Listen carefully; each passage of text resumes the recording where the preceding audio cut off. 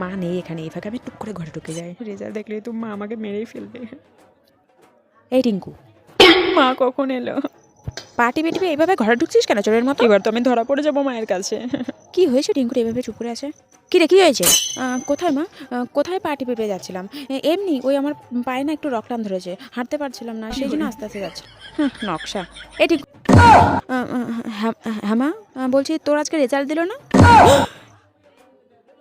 কি হলোটা কি?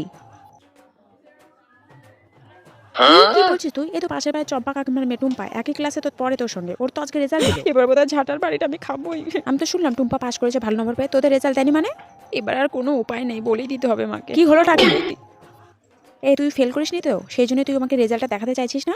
না মা, আসলে কি আমতা আমতা করছিস? রেজাল্টটা দেখা, রেজাল্ট দেখাবি না বল? আর কোনো উপায় নেই, এবার আমাকে মার খেতেই হবে।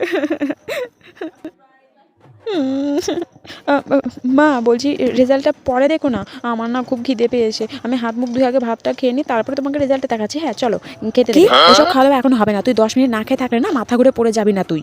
দে রেজাল্টটা আগে দেখা দেখি। মা যদি জানে আমি ফেল করেছি, একটা মারও মাটিতে পড়বে না। কি হলোটা কি? দে বলছি। দেখ রিঙ্কু, তুই ঝাঁটার বাড়ি না খেতে চাইলে রেজাল্টটা দেখা বলছি। কি হলোটা কি? দিবি তুই? এই না মা, মা আসলে আমি না ফেল করেছি মা।